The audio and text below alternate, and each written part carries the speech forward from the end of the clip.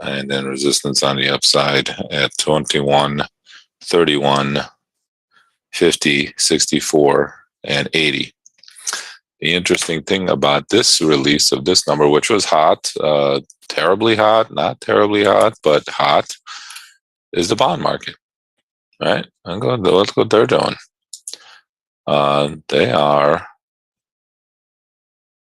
They broke. This is the first time we're getting any kind of that flight to quality. What did I just say?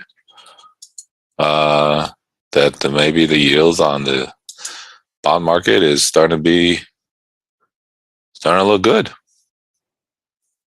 compared to the stock market, right?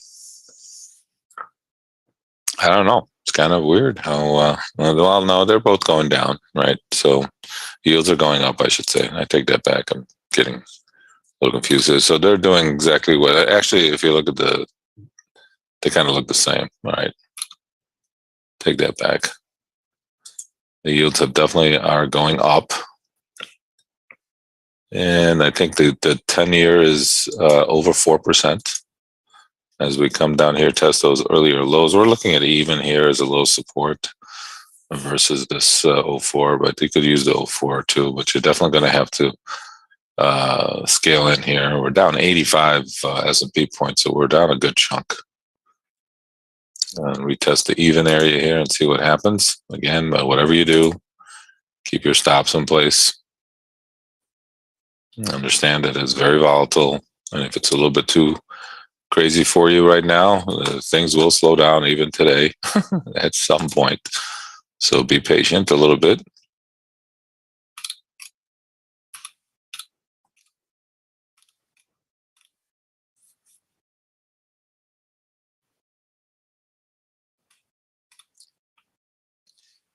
So if anybody has any questions, feel free to ask. The market here is definitely under pressure.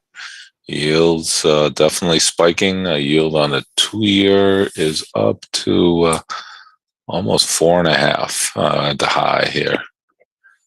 And I said if you were going to take the 04, you were going to take the even as well. That just and that's what you would have had to do there at the 04 level. And there was a reason to take the 04, and there was a reason to take the even. All right, it did get down to 2, so maybe you kind of took it in the middle there. Again, if anybody has any questions, feel free to ask in the chat. We'll put the levels up in the chat that I just gave out that we're using as a guide to the day.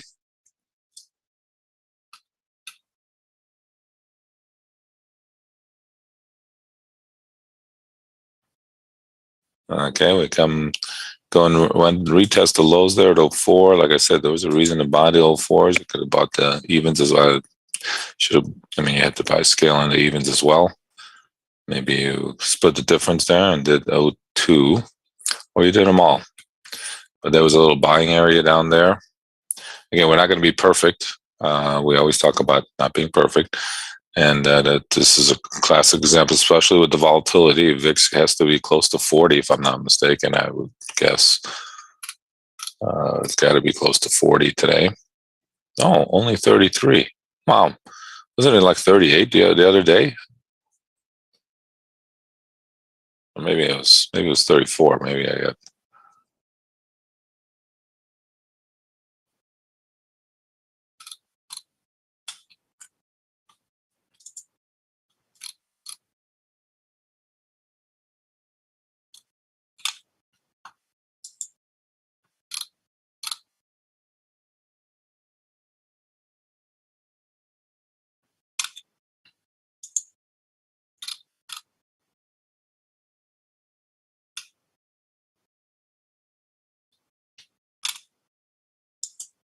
Okay, we got up to the 20 area there, right against our 21. So maybe you were able to jump in there, got up to 20.5, and a nice rotation off of that level as well. Again, we're not perfect here. So like I said, down on the downside there, got up here to 20.5. That's you have to scale in with these markets, unfortunately.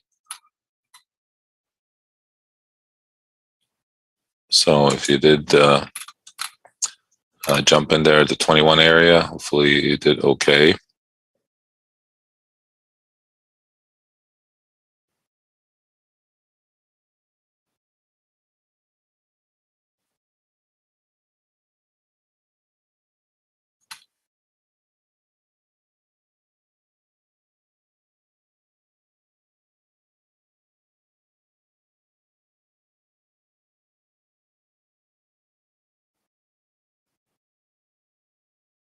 All right, so nice rotation there against our first support level and then our first resistance level. Who knew that we're going to almost make it on the same bar?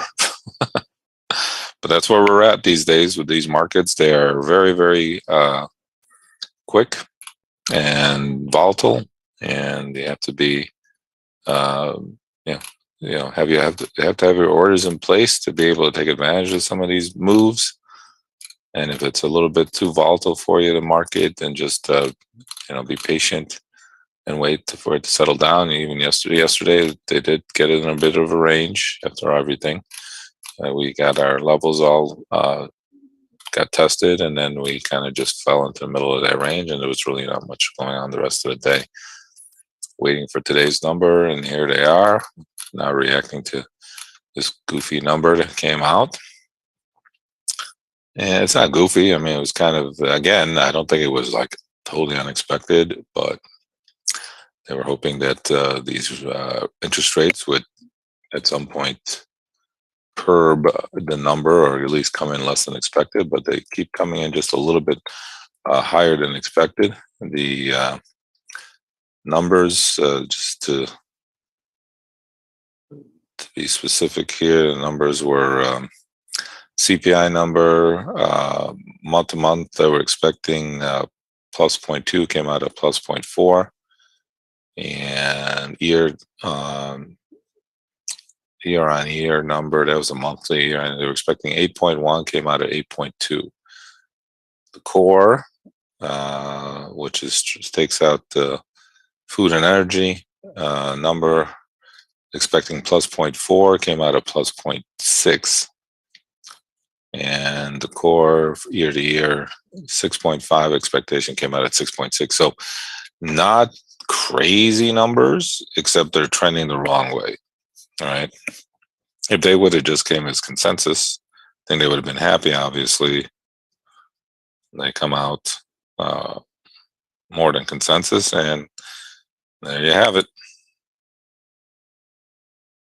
A rotation to the downside. Just if they came out as consensus, I think it would have been happy. As somebody said yesterday, Goldman was saying that they were looking for 3 percentage points in the market down if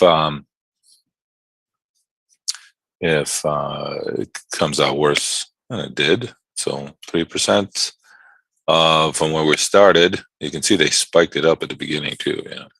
The 3% from where we started brings us to it's 90, and then 100, and then 18, so about 110 points. So we're almost there, right? Actually, right? 110 points down on the day. That would be about 3%. So we're down 80, so down like another 30 points from here. That brings us to around the 80 number. So I guess that would be a good target for Goldman today. Whoever said that they were ever going to be wrong, right? So the big takeaway from yesterday's minutes, and the big line that everybody was talking about, was what many participants emphasized, that the cost of taking too little action to bring down inflation likely outweighed the cost of taking too much action. If you want to ever think about why these people say things that don't make any sense, many participants emphasize the cost of taking too little action to bring down inflation likely outweighed the cost of taking too much action.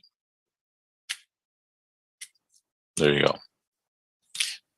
That's supposed to make sense. Cost of taking too little to bring down inflation likely outweighed the cost of taking too much. Well, if you take too little, isn't that too much? If the cost of taking too little, then that means you have to take too much.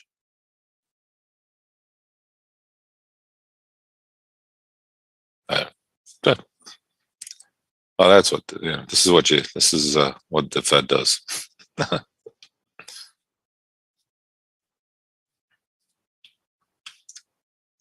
And then today's reaction by some economists pointing out that quite a reaction in inflation data, the big move down in equity futures, which we've seen as the market tries to recoup here a little bit, and the spike in yields add to concerns about negative economic spillovers.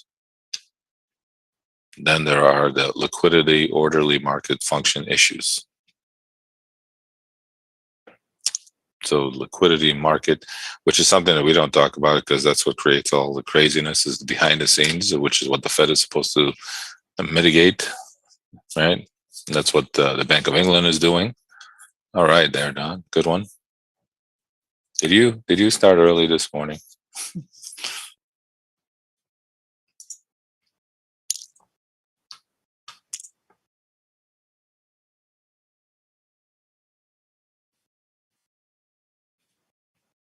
Yep.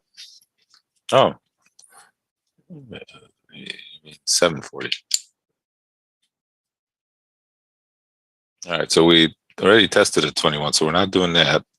We're looking at 31.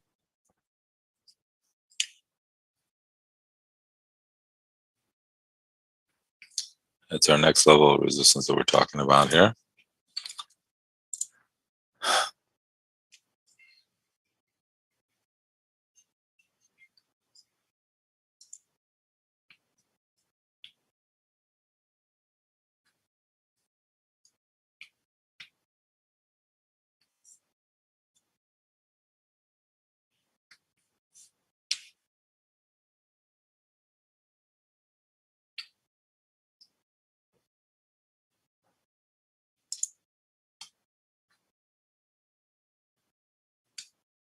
All right.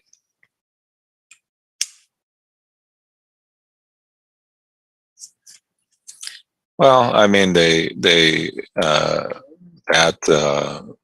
just started too late, and this is where they're at, and the Fed always look when the financial crisis started, right, and they did what they did, they were being poo-pooed on as well. You have all these these efficient market people out there who think that the market should be left alone to do its own thing. Are out there yelling and screaming, So they create the narrative that the Fed is, doesn't know what they're doing and this and that. They also said the same thing in 2008 with the financial crisis, that they didn't know, the housing crisis, that they didn't know what they were doing and that the government should stay out of it, and so on and so forth. So again, they did what they did in 2007 and 8, even though they created the Great Recession, and now they're doing what they have to do here. Granted, I think they all admit that they were late to the coming late to the ball game here, and now you're sucking out a lot of liquidity in the market, and the stock market is reacting to it. I mean, it's just that simple. One aspect of it is because of the inflation situation, and so it'll get to the point where these numbers will start, like I said, probably a little bit longer than expected, and there's going to be a little bit of pain. And I mean, the thing that's resilient still is the fact that the unemployment numbers are still, considering what's happening. I mean, the only thing that's happening bad is the stock market is crashing and interest rates are going up. But the employment issue still is very strong, which usually you would see, something in that end of it not happening, right? Something should break.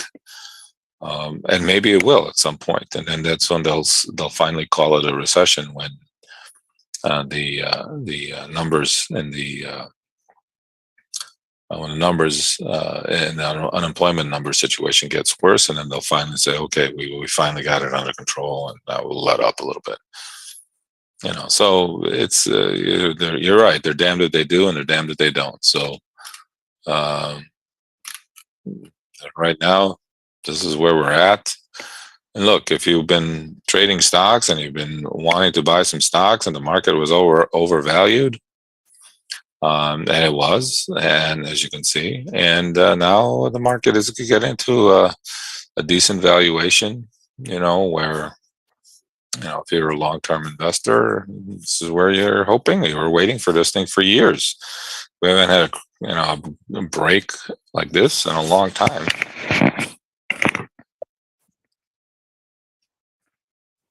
So there's good and bad to this. I mean, yeah. So it's not my son-in-laws who keep asking me for advice, and that's the last thing I like to do is to give advice in the stock market. Just because I tell them I trade, that they always people of years. Oh, what do you think? And I don't know what the market's going to do. All right, Don, you got that. We're looking at the 31 levels, our next resistance area here. Anyway, yeah. So I just told them, let's wait till there's a break, and then you jump in and you start buying some stocks, because you couldn't buy it a year ago. It's way too high, and we're waiting, and you're waiting, and you're waiting for a break, and finally getting it, and then it's just one of those situations where it's like, all right, it's a buying situation finally. We've been waiting for this forever. You can buy if you're looking at Facebook, or if you're looking at all these big names are getting pummeled. That's what you need. And so then I have to take this phone call.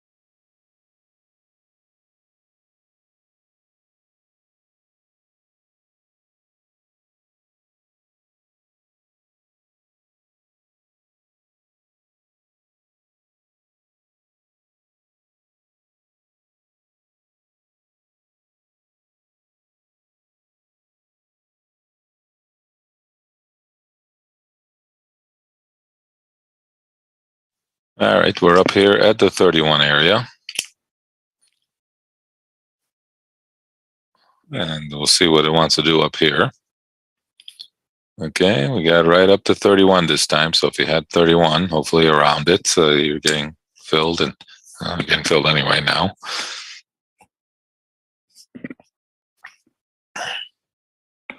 So again, we're looking for, with this volatility, 4 to 5 points, I think is still a doable number. Let's see here. See if there's any number coming out here at 9 o'clock.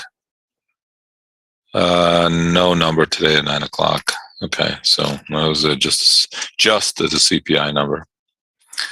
Again, if you don't like the volatility, you got a nice little rotation there off of it. Quick one. Obviously, not enough. Maybe you take some off. Bonds here, kind of trying to rally a little bit. See if that continues or not. Remember, we are definitely trading. If you look at the bond chart and you look at our chart, they kind of look the same almost, right? I don't know which is leading who, but let's say inflation is the focus for Wall Street and the global markets. Again, if you're working at 31 here, it's fine. If you didn't peel some off, just keep your stop in place no matter what.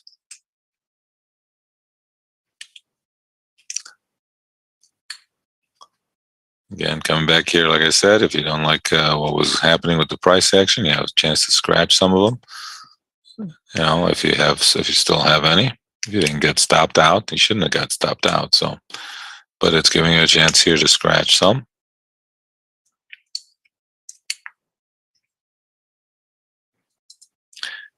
Okay. As you can see, I'm working this order here a little bit because it kind of that bounced down.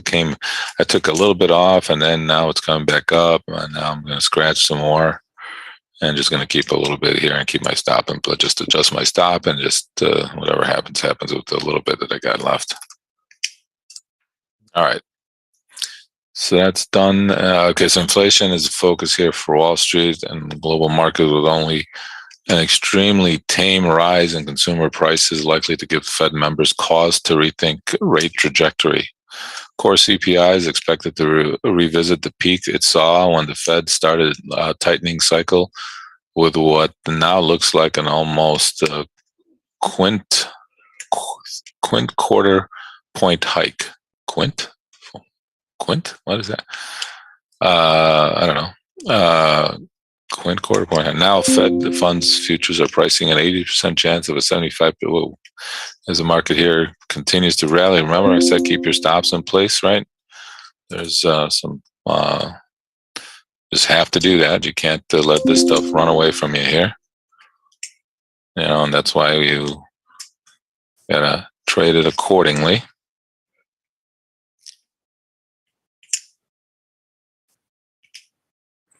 And then the next level of resistance up here at the 50 area. Okay, we're looking at the 50 area next. Like I said, that's why you keep your stops in place. You don't like the price action when it was hanging down there at the 31, and again, you have to work that one a little bit. But if you did, then hopefully you were able to scratch some or take a little bit of a loss, and then just let the market kind of do its thing and continue its rally here. All right, so we got 50 as the next level of resistance, and I always say you got to keep your stops in place. A hot CPI report on the heels of a strong gains in September payrolls would cement the hawkish Fed path through its decision early next month. As our next level of resistance I have up here is at the 50 area. For the numbers, economists expect CPI to come in at 8.1. We talked about erasing from the easing from the 8.3 from August. Meanwhile, the core 6.5 again. Again, we talked about what they came out this morning. This was obviously written before. Economists expect the core number to outpace the headline number because core CPI includes things like cost of rent or services and healthcare costs that are stickier. Once they go up, they're not likely to go down. That's for certain.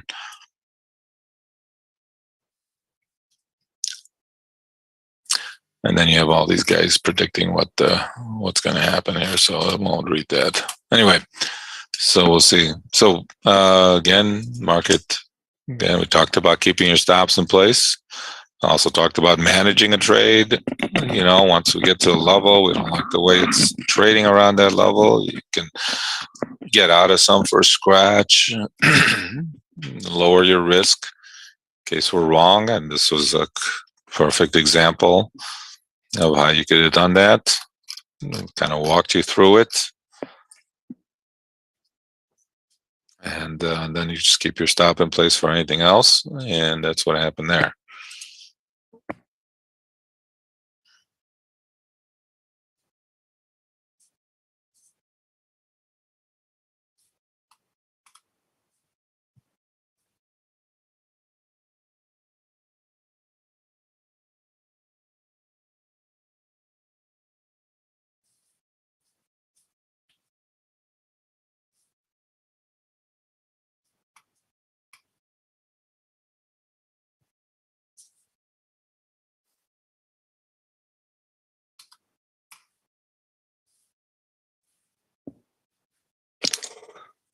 All right. It's probably going to get there down, I would think. Let's see, Federal Reserve officials acknowledged that their rate hike path will weigh on economic activity in the coming months and years.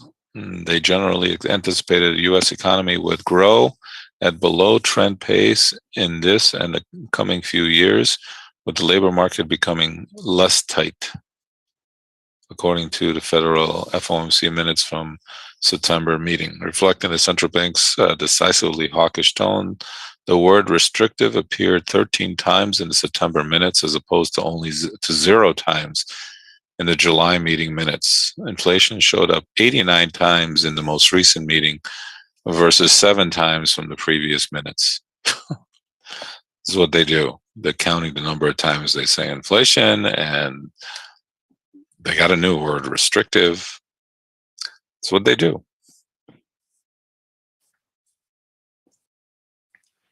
And this is what they do.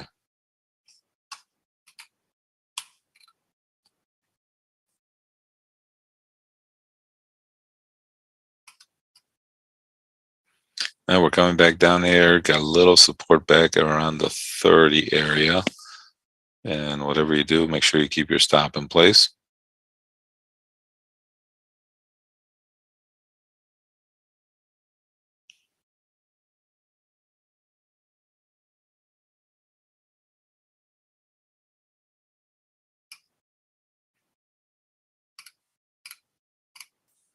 All right, so there's no other numbers coming out this morning.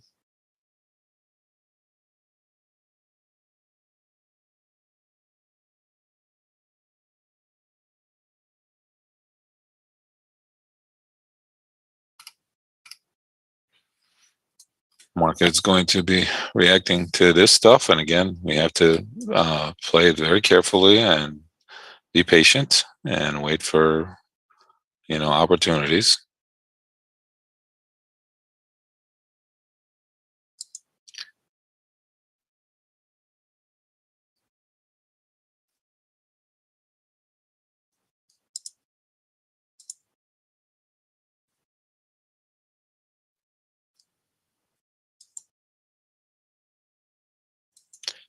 And then whatever you do, make sure you keep your stop in place.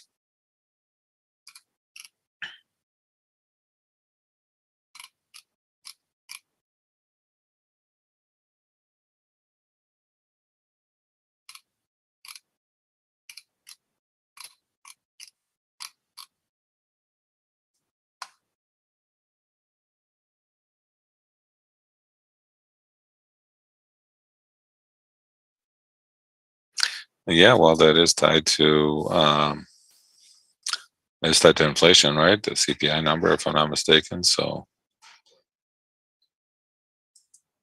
I guess there's some good to this, right?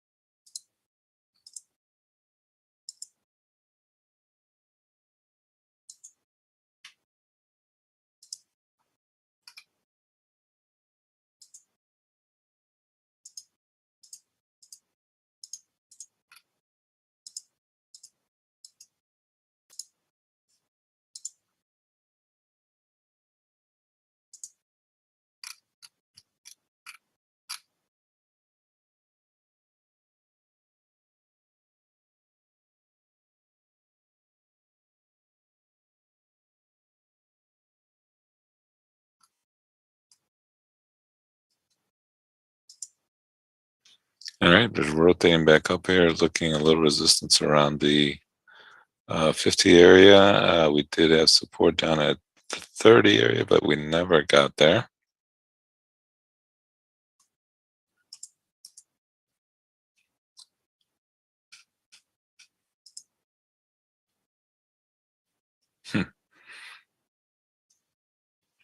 And if anybody has any questions, feel free to ask in the chat. We are trading mini S&Ps.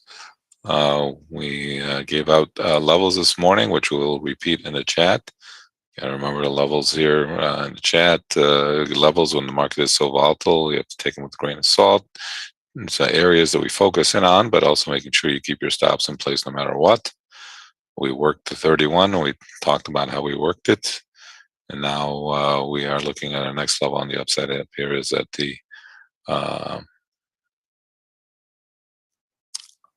50 area. All right, get back here in just a minute. I gotta take another quick phone call here.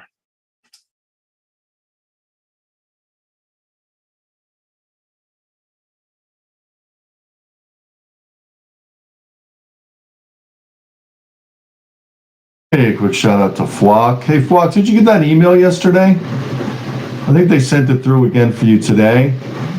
So make sure you check it. Appreciate it. Hey, Philip, welcome aboard. We have two Philips in today.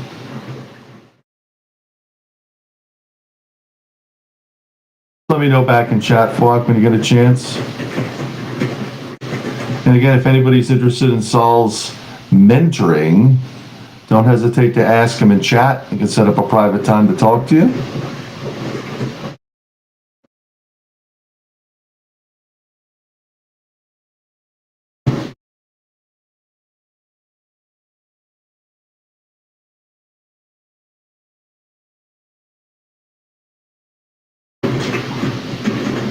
You know, one of the things that if you do end up taking Saul's mentoring, you receive access to this Trade Along live session, this educational only session,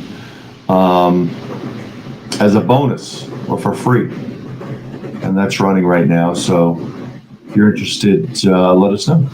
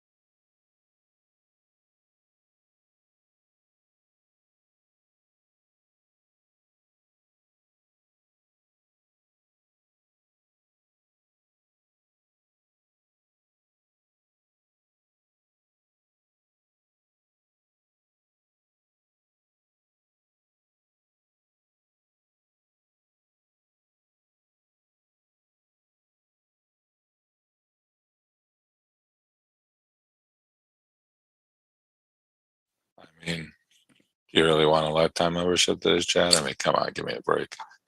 All right, we quickly rotate back up here to the 50 area.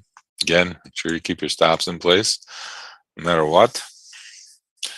I mean, it's very, very volatile, very crazy. Again, if the volatility is a little bit too great for you, and I mean, listening to me chit chat all day is kind of boring. I mean, don't you think?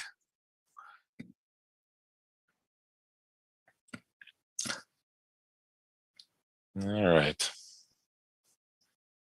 Just kind of hanging here at the 50 again. We talked about the volatility. If it's a little bit too much, totally get it. Don't just wait, it'll slow down. Then bonds here, we are definitely trading with the bond market, I think. They're rallying, we pop back up. And I think they're keeping us, I think we're definitely trading with them, that's for sure. All right, again, the stops are here. It kind of ran through here. Again, if you the couple ways of handling risk. Obviously, trading smaller is something that you should do because of the volatility, right? You don't have to trade as much. You can keep your uh, opportunities where you just kind of adjust your entry points a little bit. Maybe if you're scaling in, you're only taking the top end of this range instead of the bottom end of the range, depending on which way it's going, obviously, and make adjustments that way to a level. So there's different ways of managing a trade, even based on the numbers that we gave out. So that's a consideration when you're trading when it's so crazy and you're opening up almost 100 points lower. You're going to get some whipsaw action at some point. You're going to get some crazy volatility at some point. And these days, you just, I mean, as much as I hate to say this, sometimes you just got to step back and just kind of let the market do its thing, right? And just wait and be patient and wait until it settles down a little bit, which is an option. Not trading is another option, right? Especially if the volatility is a little bit too great and you can't handle the ebbs and flows sometimes, which are greater.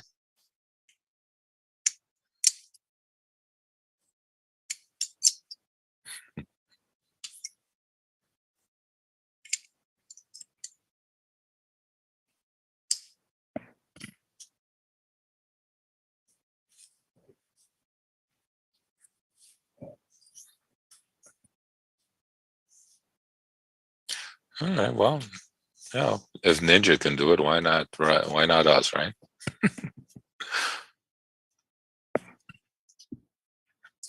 All right, we're just again very whipping around. Nice little rotation here. Nice pop here off the lows there. A little bargain hunting, it's a little bit overdone, that's for sure. All right, there, Philip. Sounds like it wasn't easy today.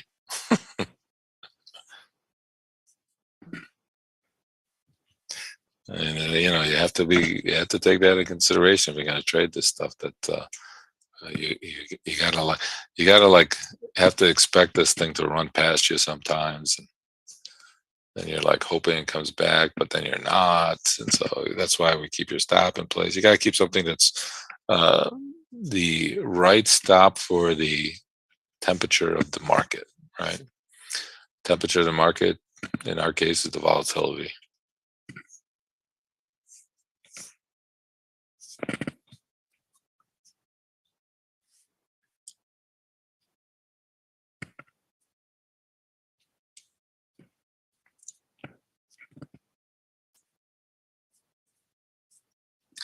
All right, like I said earlier, we're looking at the 30 area of some support. Right now, probably, so I'd still say the 30 area for some support. Make sure you keep your stop in place from that if we get back down there.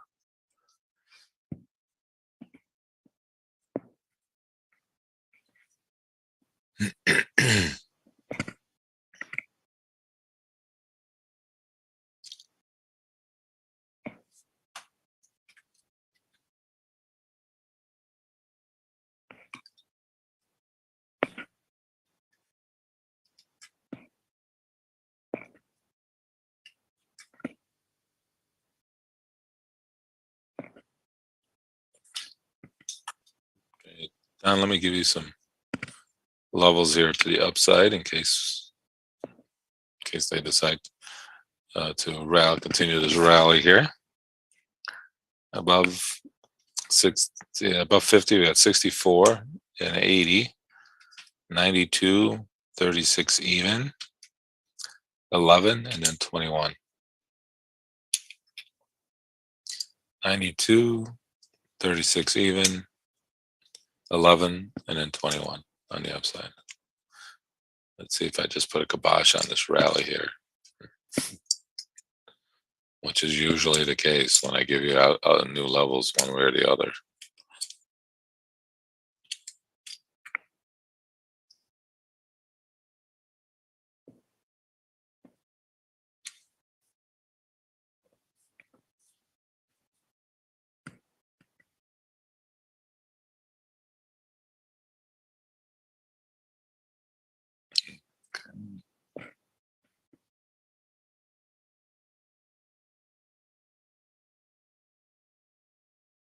Okay, there are the additional levels in the chat for us.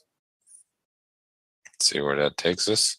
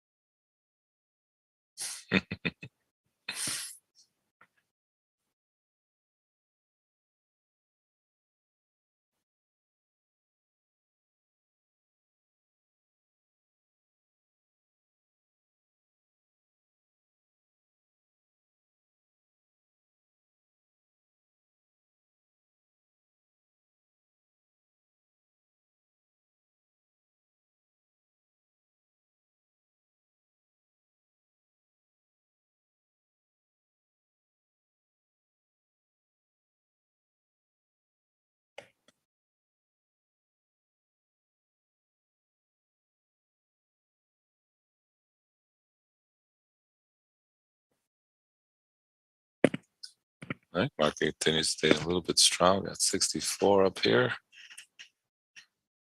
Nice rally, right? Bonds here. Yeah, definitely following the bond market. They're making new, well, not new highs, but interim highs, and I think it's just kind of pulling us along with it.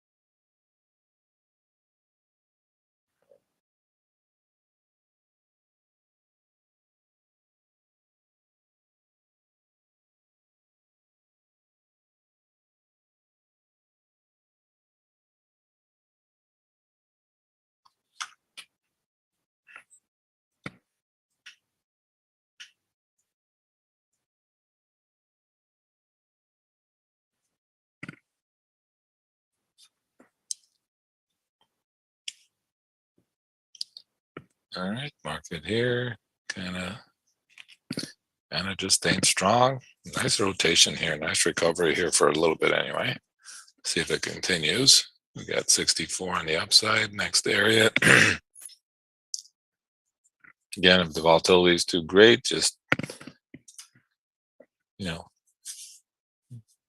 obviously you don't have to trade if it's like kind of running away from us, or you're not comfortable with the volatility, and you have to sometimes work these trades, especially this morning. They're not as, sometimes we get some nice opportunities where they move perfectly our way, but it is retracing a lot of like air on the way down. So it's kind of filling in that some of that air that it created.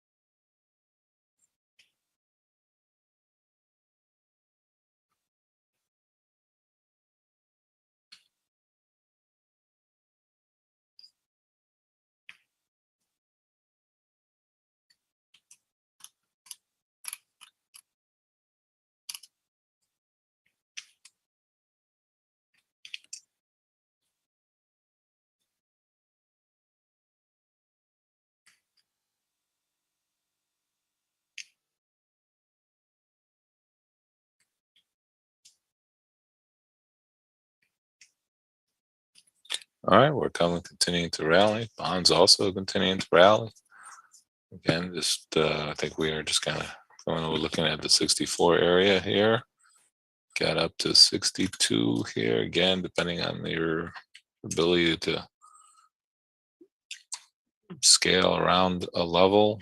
If you've done that, definitely not scaling in a point above and below, that's for sure. Not with this volatility. Well, hopefully not. Maybe you were able to jump in there at the 62 when it got back up there. Again, if the volatility is too great, it's okay. Just kind of sit down and wait for it. Wait for it to settle down. It will.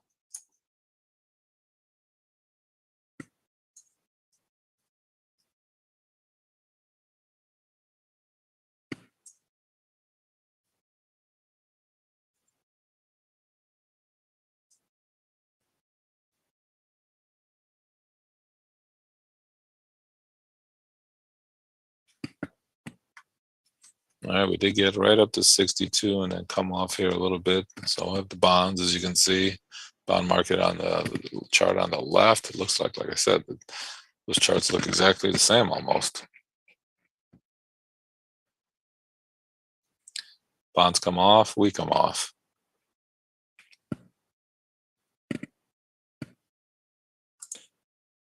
Yeah, it doesn't trade exactly the same, but there's some correlation between what's going on there and what's going on here, and good and bad, I guess.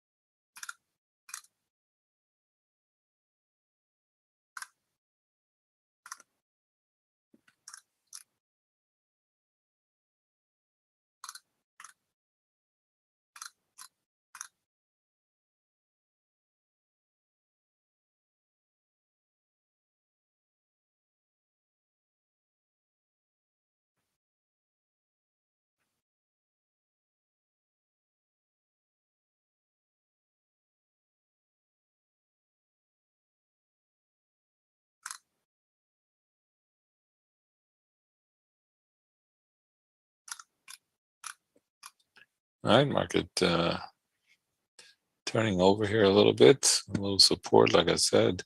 I would still say it's down at 30. I mean, if we're going to be playing risk averse here, there's other areas along the way, but say the better, at least initially, we'll look at the 30 area.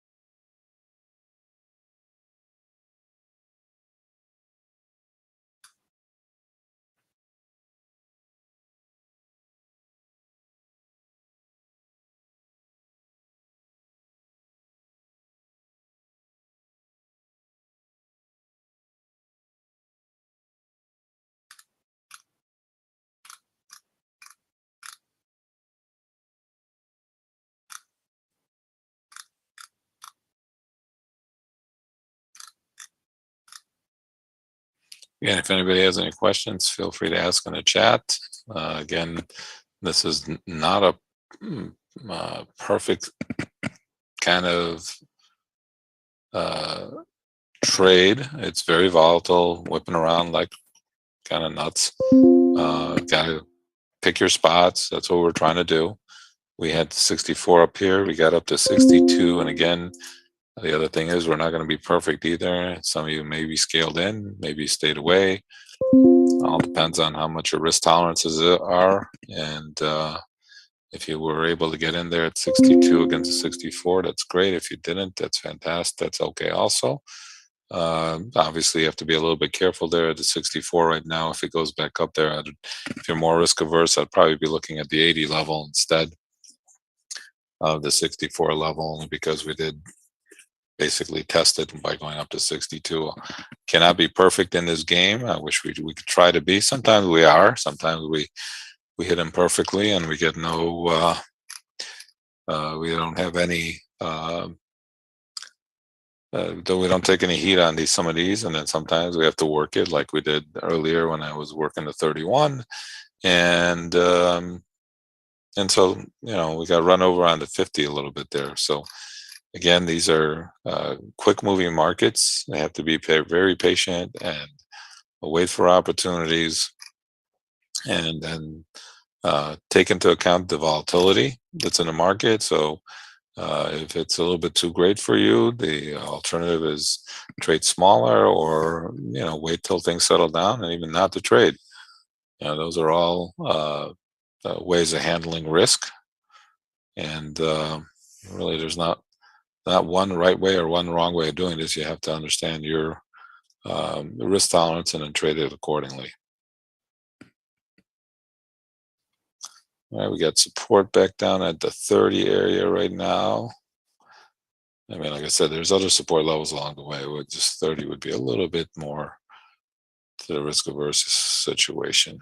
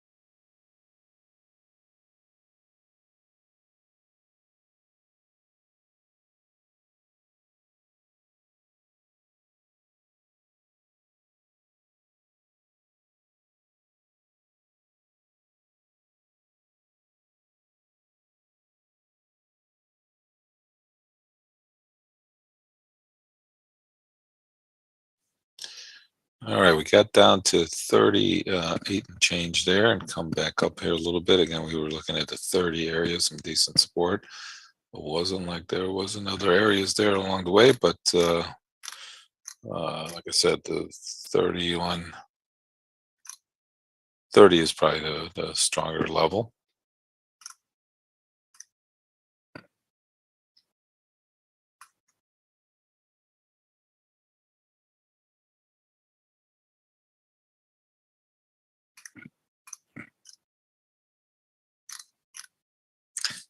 Okay, bonds here, kind of range bound, and I guess we've gotten a little range bound as well.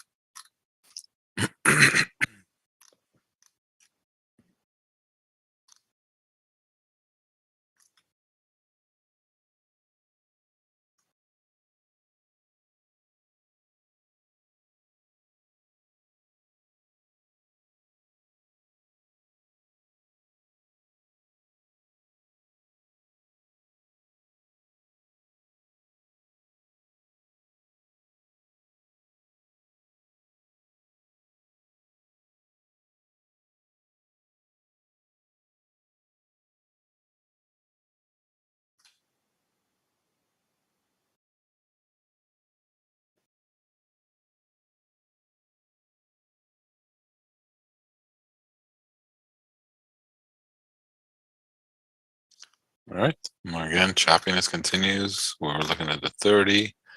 Now we're coming back into this range. It'd be a little bit, I mean, we might be in this bigger range here for a bit. 64, have to be a little bit careful there because we got right up to 62 and then rotated off. Missed it by just a little bit there. Again, some of you might have got in if you scaled in. And if you didn't, that's fine. It's a good question, Mauricio. Why the question is why is the VIX down half a point this morning? I was surprised too that it was only a 33 and change. Well, I can understand right now why it's this morning I think I asked Don what the VIX was, and he told me it was 33 and. Let me see if I can find it. 33. And now because of this rally, it's taking it's 33.20 right now. So I was surprised that it wasn't closer to 40. To be honest with you, I have no explanation. What can I tell you? I don't know. That's why we don't try to figure things out. Be honest with you. I mean, I wish I could tell you that you're right. It doesn't make any sense. Why the VIX is only at 33 when I think it was at 34 last week, one day, if I'm not mistaken, and we're a lot lower today. Yeah, if anybody has an answer to that question, share. Just don't have. I can't give you a logical reason why the VIX is only at 33, considering we got tanking. The only thing I could think is that it's orderly. It's not crazy. Maybe the markets are used to this kind of volatility. Like in the past, it wasn't. When they first initially started going crazy in 2008, and then you had, with the pandemic situation, and now this thing, and maybe it's a little bit more orderly and it's not as volatile, even though That's, I would not say that. But it is, we were going up and down. I think the 5-minute bars were like 40, 50 points during the pandemic, if I'm not mistaken. And they were really letting it out. So maybe it's just a little. This market is more orderly than it was in the past. I don't know. I'm just guessing as to why the VIX is only at 33. Uh, Pat says that the VIX is controlled by the SPOO's options activity. Okay, the options are also orderly then, right? So something, I don't know.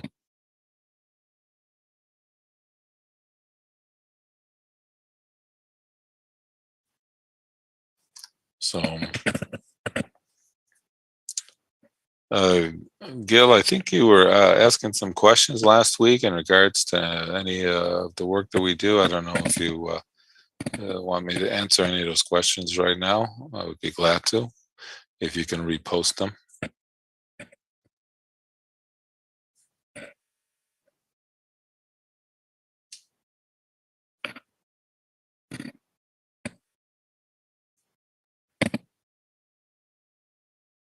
All right, looks like we are a little bit of a range here in the S&Ps.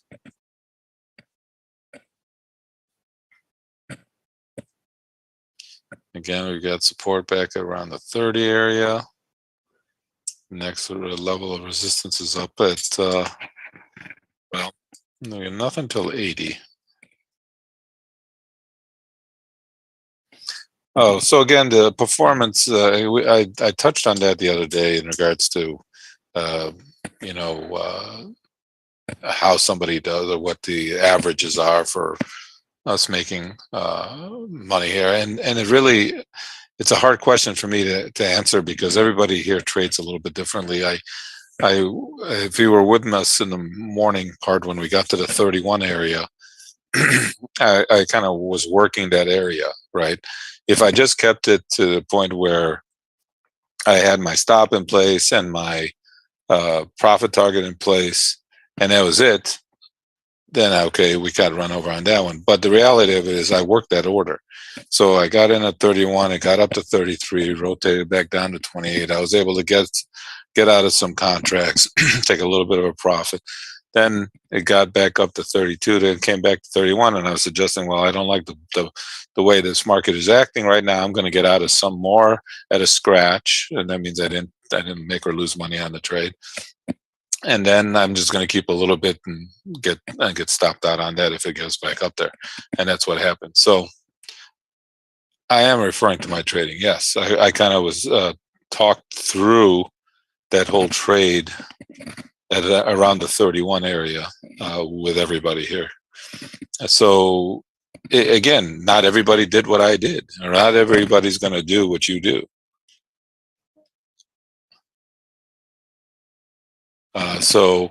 It's a tough question for me to answer as far as, and I'm not trying to avoid the question. Honestly, I'm not. You can ask some of the other folks in the room as far as how we do things are, but everybody here trades according to their risk tolerance and how you manage a trade. I mean, I'm big into managing trades because we are hands-on. When you get into a trade, I'm not just leaving it alone and letting the wind take care of it.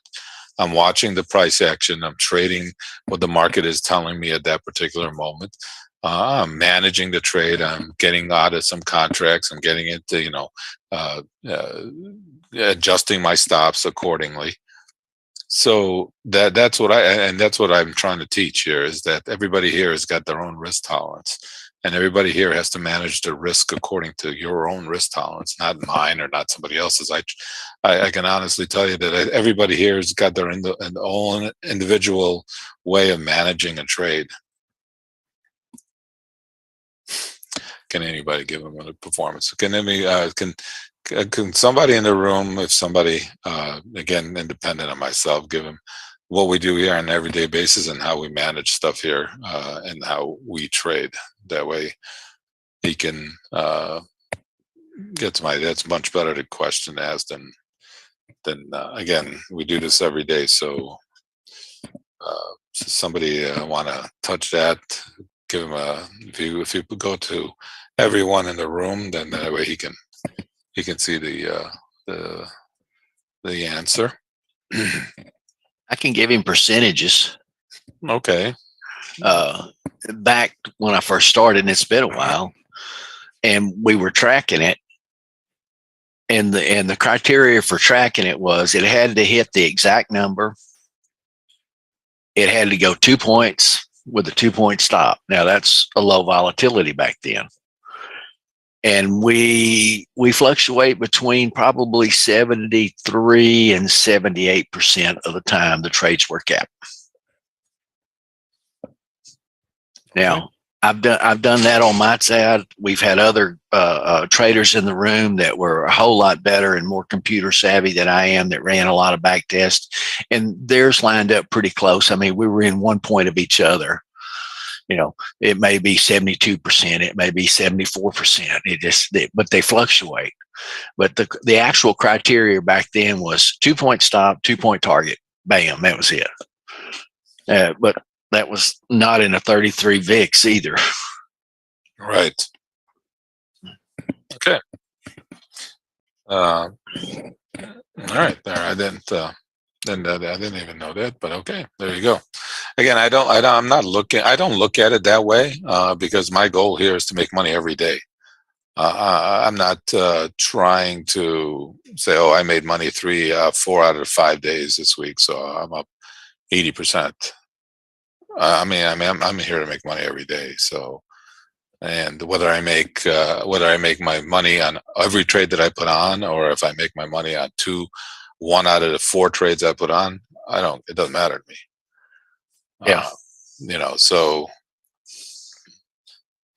that's why I don't look at that, because I'm just trying to, make money. And then we also got to remember that those numbers that they're talking about,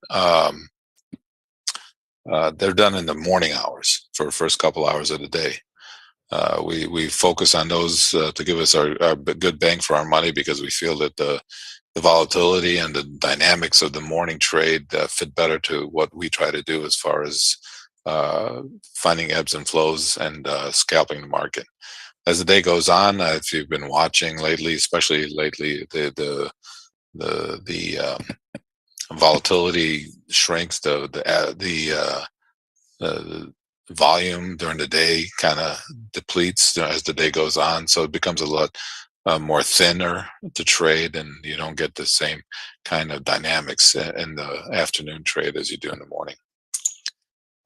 We start at the market opens at 8:30 Chicago time, so that's 9:30 Eastern, and we go till about 11:30 Eastern, something like that.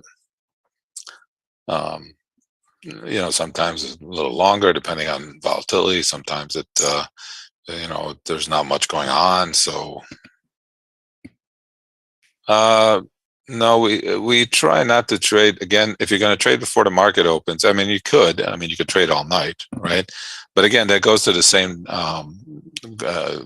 theory as before, is that there's not that much volume going on if you trade, especially if you're trading at night or even before the market opens. Now, granted, some traders get in there when the bond market opens up, which is it opens up at 7:20 Chicago time, so 8:20, like an hour before the stock market opens up. So you get a few more traders who are going to be trading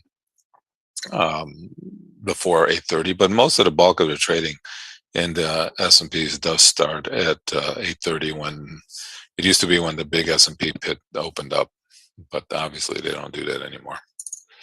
So we usually wait till that happens. But if you're going to trade before the market opens, you got to be a little bit careful, because you have to understand that the market is thin, and the volatility of the players are not there yet. Players meaning what moves the markets and what stops the markets, and then how these guys are trading with the volatility. So the case in point about late in the afternoon the other day, when the Bank of England said that they were going to did he get, well, the statement was that he, one of the bank governors said that you have 3 days to get out of your contract, you get out of your stuff. That created a flush in the market of 80 points basically in an hour. And that was very low volume and very thin. So again, if you're going to trade the afternoon, you have to be very careful because anybody can say anything and move the market on a very light volume. So you get an exaggeration of a move, and that could happen in the afternoon more than it can, I think, in the morning. I'm glad, hopefully I answered some of your questions there.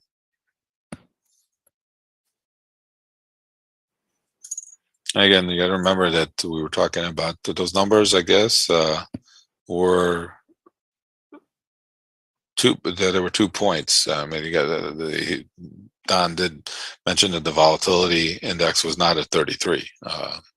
We were probably, the volatility index, I would say, was hovering between 10 to 15 a lot of times, 12 to 17, 18, somewhere in that range. And we do adjust to the volatility. I mean, right now we're at 4 to 5 points. We can easily adjust that to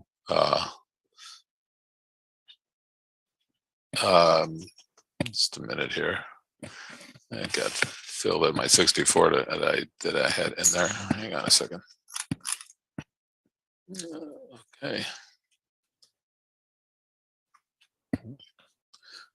All right. Okay. So we adjust accordingly. I mean, when the volatility starts to settle down a little bit, we're going maybe 3 to 4 points, and then at some points we get 2 to 3 points. We try to adjust the volatility. Obviously, today 4 or 5 points is probably not even enough. But again, we try to manage risk, so we have to manage it accordingly. And when we were trading with the pandemic situation, we were at 10 points stops and 10-point rotations because they were really crazy then. And I think that goes to the question of the VIX, which again, trying to make some sense of why the VIX is only at a 33 handle. Because I think it's not as crazy as it was when the pandemic stuff was out, and that was in the 40s. So it's more orderly, believe it or not, even though they're whipping around here.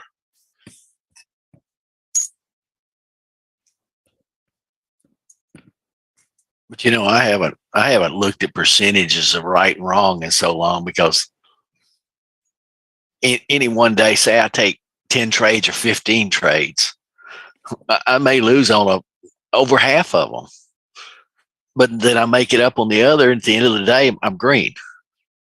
Or whenever I decide, okay, I've had enough today, I'm quitting for today. Right. And that's the name of the game, is to go home making money. I don't care if it's one tick. Right. Yeah, absolutely. And I think what Don's saying is that he made sure he got stopped out, and then when he had the winner, he let those winners ride, and he was able to make money on maybe 2 out of the 7 trades, and he was up on the day. So percentages is definitely, I mean, it's an overblown. People want to know that. But again, we're here to make money every day. We're not here to, I mean, that's what I look at it that way. I don't know. Yeah.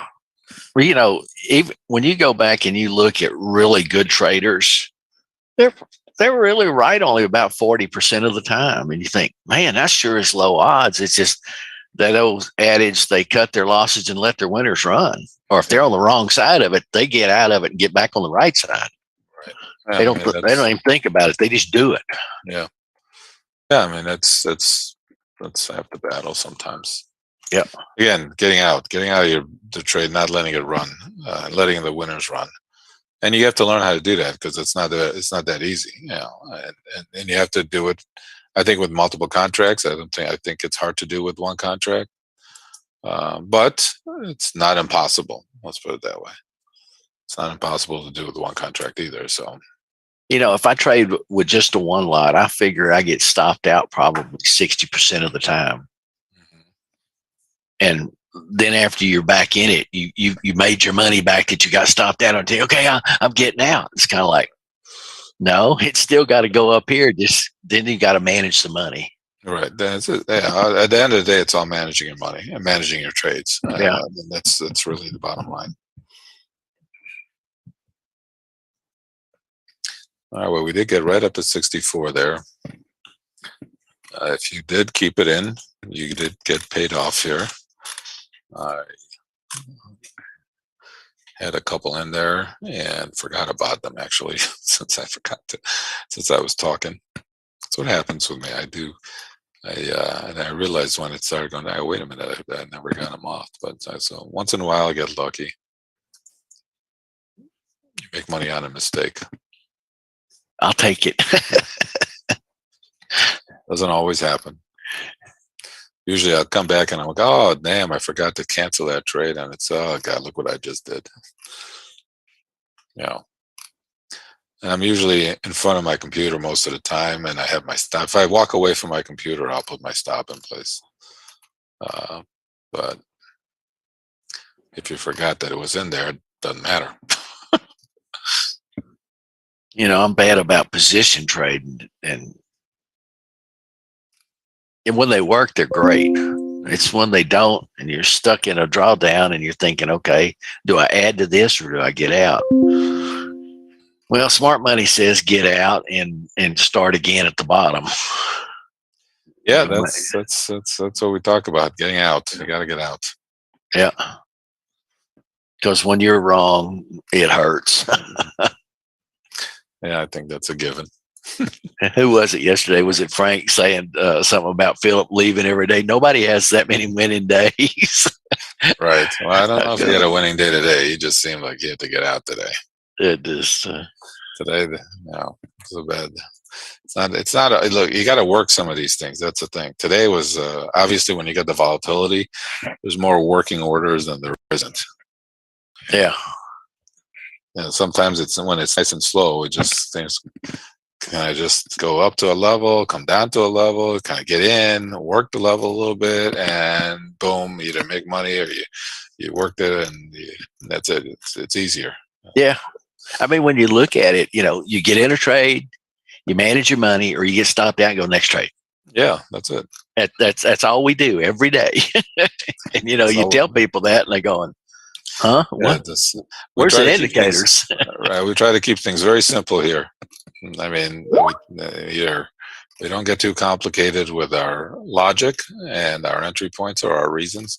We find good reasons. They've worked for us in the past, and we kind of just try to adjust to market conditions and then trade off of those situations. So that's all we can do. All right. Well, this was a crazy day. I don't know what's going to happen. I mean, bond market is keeping us alive, I think, even getting us back. Bonds are doing a nice job of recovering. And look at the bond chart. This looks like our chart, right? I mean, that's almost a complete, just can put that over our chart. Now, be kind of what's going on there.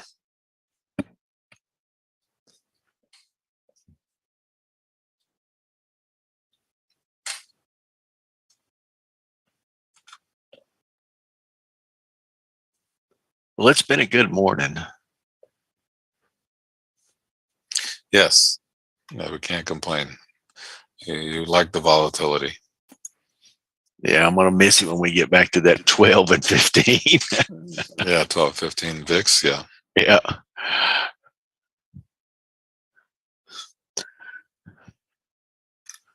Well, I'm going to be like Philip. I'm going to quit on a good note today. Yeah. Well, no, nothing wrong with that. And okay, again, next level on the upside here. Well, you put those levels, the new levels in there. Yeah. Yeah. I'll post them again. Yeah.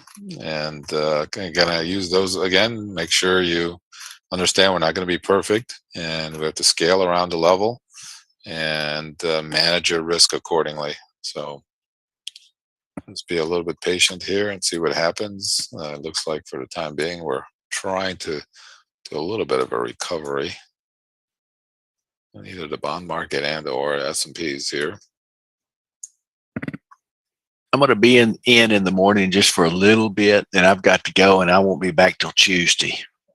Okay, take some So, days off there, Don. I wish. Hopefully you're not fixing a tractor or anything like that. Now the truck's broke down in the shop. I'm waiting on parts for it. Oh, yeah. So I got to tell you a funny story. This is how messed up our insurance or our medical situation is. I go get these like blood pressure medicine, Mhm. So I guess I got to an age now where I gotta take some, and so I go get a refill at the CVS, right? And the guy said, "Oh, it's $80." Okay, and the girl was very nice. She was like, "Oh, that's a little high." She goes, "Let me see if I can get it for you cheaper." So she does some stuff on her computer. She got it for me for $60. And I'm like, "Oh, that was nice of you." She goes, "Yeah." She goes, we're with Blue Cross Blue Shield," and she goes, "We don't have a working relationship with Blue Cross Blue Shield. Why don't you try like there's a Mariano's, which is a grocery store that has a pharmacy, and or Costco." So I told you I went to Costco the other day with my wife. Yeah. And so they have a pharmacy there, and I just happen to have my prescription with me. So I went and asked them. I go, if I did my prescriptions through you, how much would this, this cost? She comes back and she tells me it's $16. Isn't it ridiculous? I mean, that's ridiculous. I mean, how do you go from 80 to 60 to 16? And now we're just wondering why it's so broken. You go to get blood work, and then they send you the EOBs, and they're wanting thousands of dollars for this blood work, but they only paid the doctor, maybe $75. Right. I'm going, now wait a minute. The people that don't have insurance have to make up their loss. It's insane. Right. It's absolutely insane.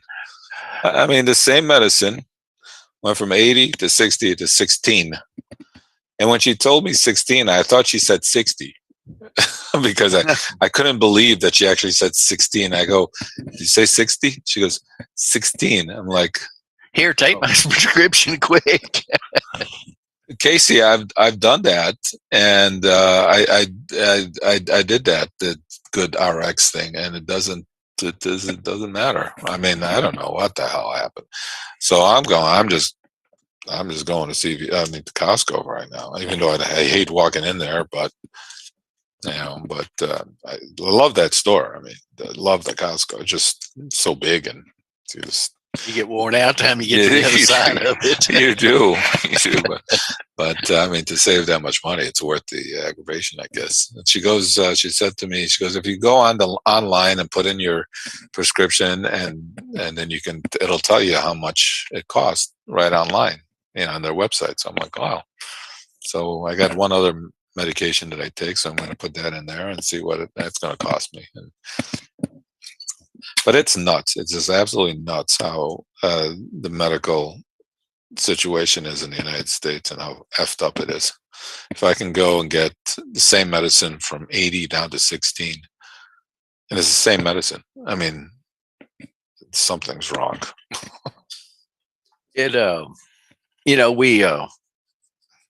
When we go out looking for a part, for instance, for even for the truck, everybody around here, Orange is a very small town anyway, but finding what you need is, and you want to give the people here the business because they're in business, try and support them, but nobody has anything.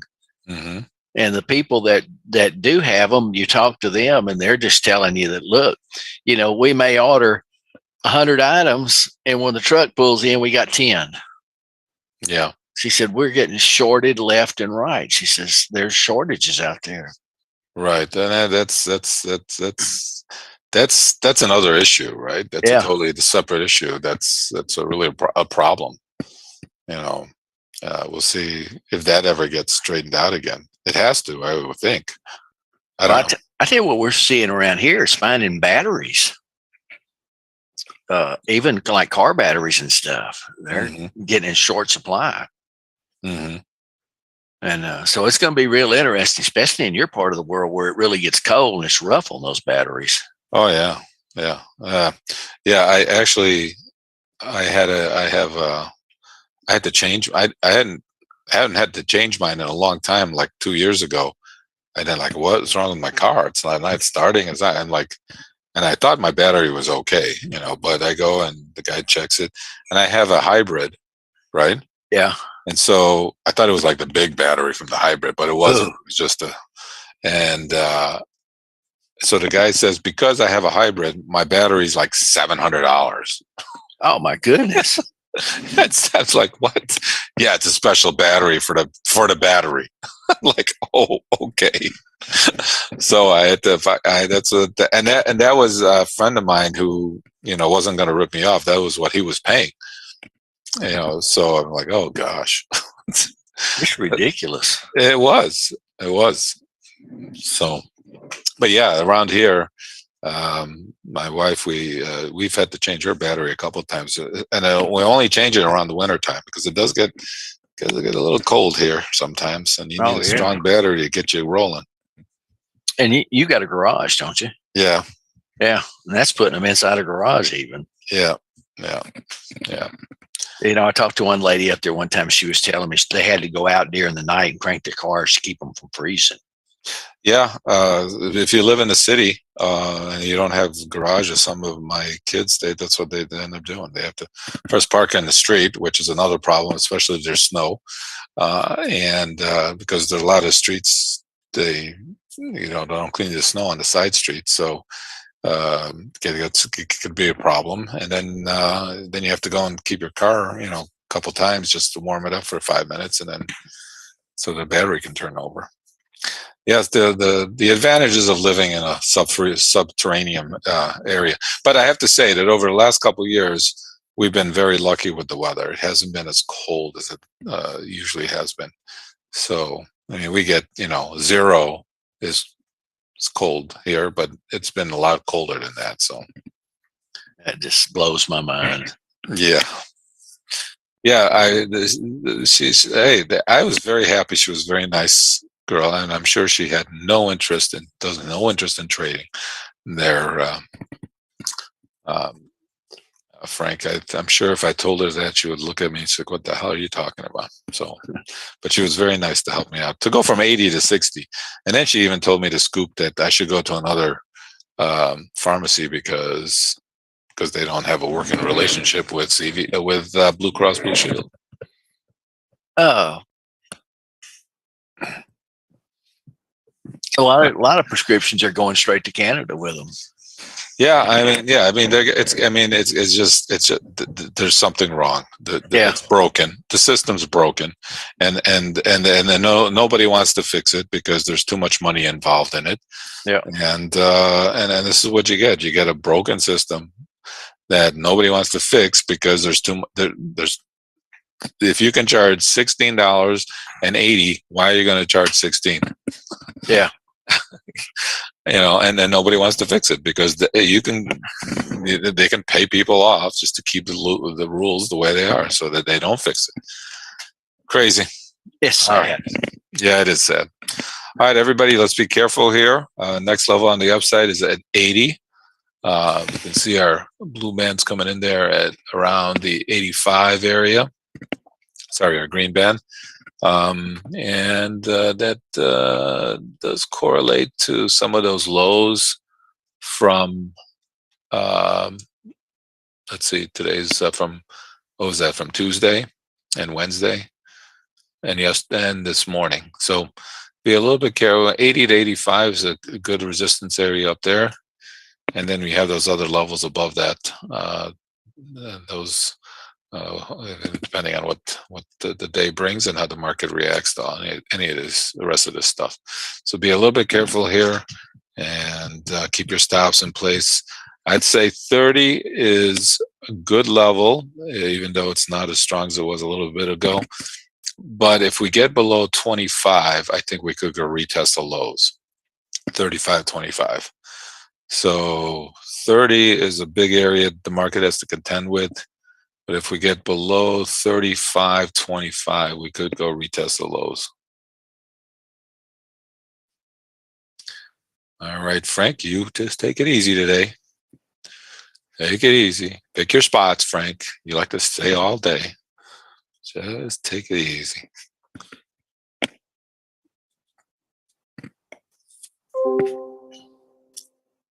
All right. We'll talk to everybody tomorrow. Again, we might just drift back into, if it keeps upticking, again, we have those levels on the upside we gave you. If it comes back, if we get below 30 is going to be a big area, I think. And if we get below 25, 35, 25, we could go retest the lows. Hopefully, just because hopefully we stay a little bit to the upside, just because it feels better. I will get back here in a bit.